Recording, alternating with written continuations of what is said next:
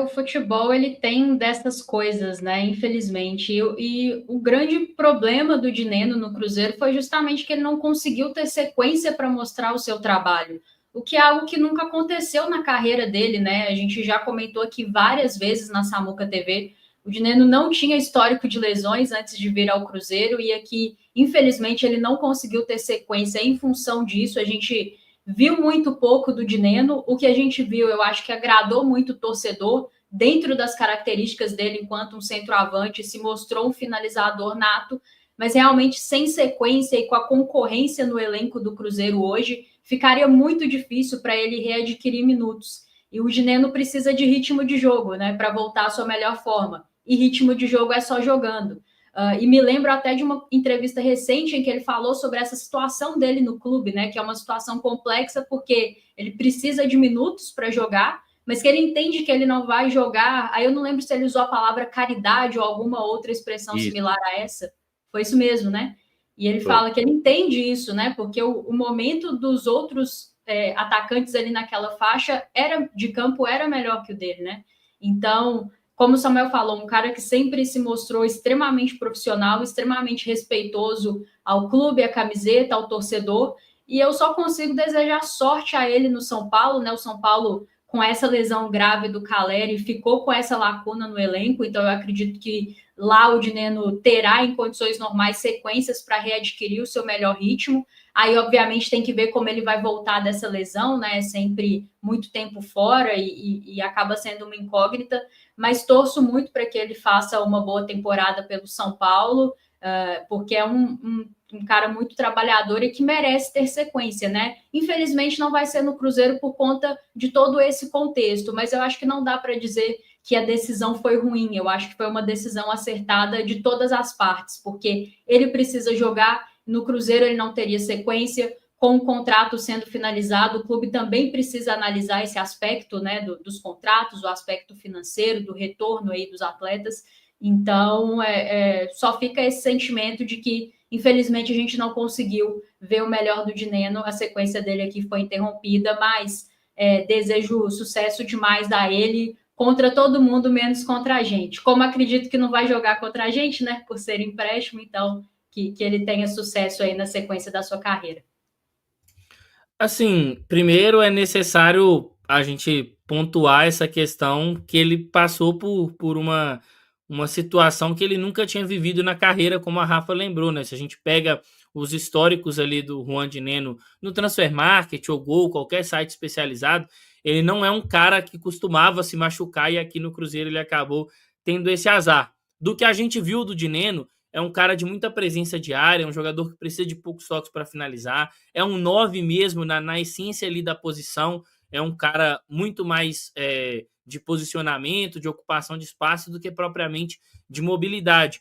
Eu lembro daquele clássico Cruzeiro e Atlético 2-0 lá na casa do rival, que o Dineno ele não faz gol, mas em várias oportunidades ele foi muito importante para o Cruzeiro para fazer aquela parede, para manter a bola no campo ofensivo. Essas são as características do Dineno.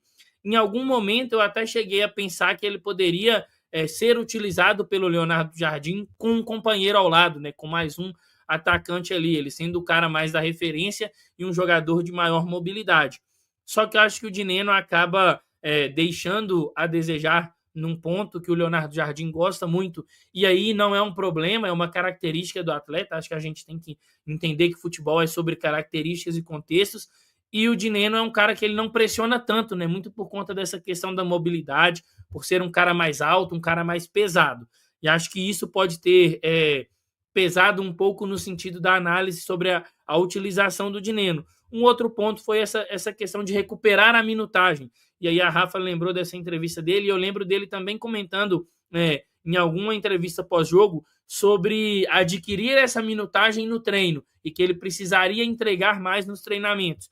Então ele também reconheceu que era uma questão que deveria partir dele.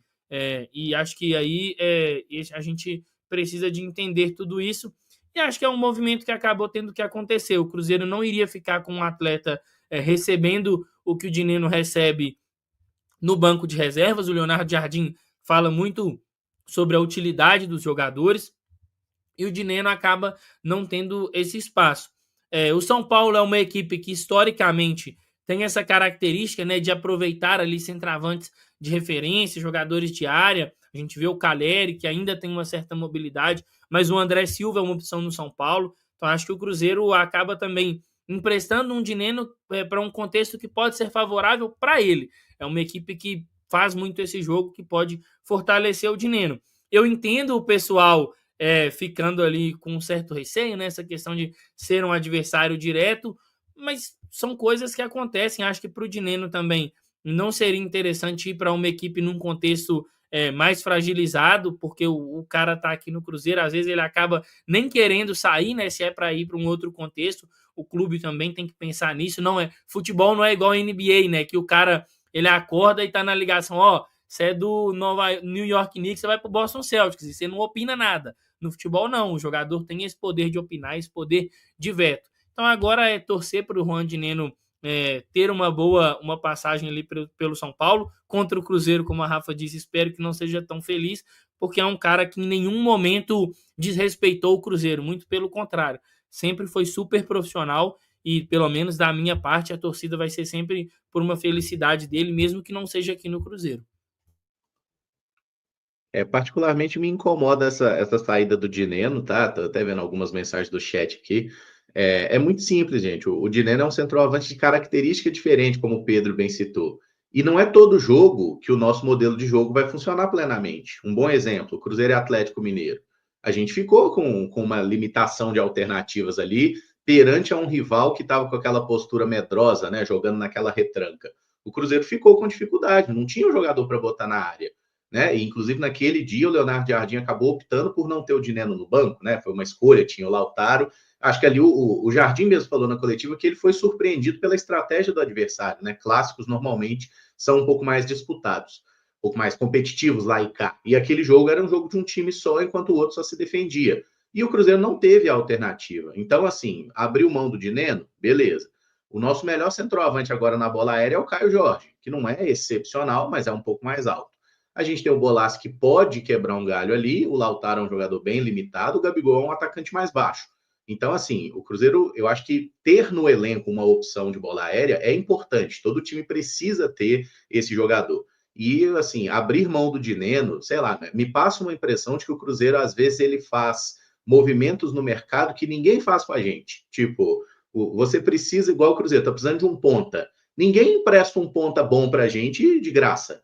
Toma aí, fica com o meu ponto. Não, ninguém empresta.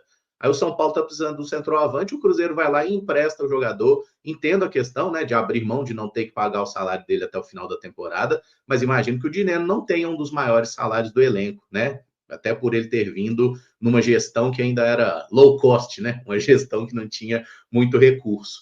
Então eu olho para essa situação. Nem tanto low cost nesse caso, viu, Caramujo? Não, eu imagino que barato não tem ninguém aí, né, Samuca? Mas é um atacante importante, teve uma carreira legal no México, ganhava em dólar, né? Então, obviamente, ele não veio para cá por um salarinho baixíssimo. Então, assim, o Cruzeiro tá abrindo mão disso e teve alguém mandou aqui, foi até o Juarez, né? Se falar que vai colocar alguém da base, eu concordo. Cara, se o Cruzeiro fala assim, a gente abriu mão do Dineno porque confia no Juan Índio, que é um centroavante alto pra caramba e tudo mais. Eu entenderia mais. O problema para mim é não ter ninguém no elenco principal, ou sei lá, achar que o Lautaro vai resolver, porque aí a gente já viu que não vai. Mas no final das contas, eu acho que eu, pelo menos, só tenho gratidão ao Dineno, porque sempre que entrou em campo se dedicou ao máximo. E essa temporada, somando 5 jogos que ele entrou, não dá nem 90 minutos, né? Então, assim, a gente não viu o Dineno jogar nessa temporada, não viu ele com o Jardim, porque isso aí para mim não é nem oportunidade. Ele tentou ganhar ritmo, não conseguiu, e a gente via ele muito frustrado, né, por não conseguir render e tudo mais. Então, assim, acho que no São Paulo ele também vai estar bem, o que o Pedro falou, é um time que faz muito cruzamento, vai acionar muito ele, e por ele eu fico feliz. Mas o Dineno tem só 30 anos, viu? Então, assim, se fosse possível até renovar por um ano antes de fazer esse empréstimo aí, eu acharia interessante, viu, Samu? Vamos ver quais são as condições aí desse negócio, né? Eu acho que era mais característica, assim, do Leonardo Jardim. Ele dificilmente ia jogar e acho que até pensando no próximo ano também. Não sei se se é um jogador que o Jardim contaria para ter um estilo. O que se sabe é que o Lautaro também, aparecendo algo aí, o Cruzeiro não vai pensar duas vezes. Claro que não vai sair de qualquer jeito, porque teve um investimento aí de 3 milhões de dólares, né? Mas é outro que, pintando algo, pode deixar o Cruzeiro neste meio de temporada. E aí, a ideia seria buscar alguém, não no mesmo nível, né? Mas se pensar em um atacante com uma característica ali do Caio Jorge, por exemplo, né? Que vai ajudar bem na destruição ali do jogo do adversário naquele início ali, como o Caio ajuda, e que possa ter mais mobilidade e também uma presença ali na área, né? Uma característica que o Leonardo Jardim gosta muito. Aí vamos ver como o Cruzeiro vai conseguir isso no mercado em termos dessa questão.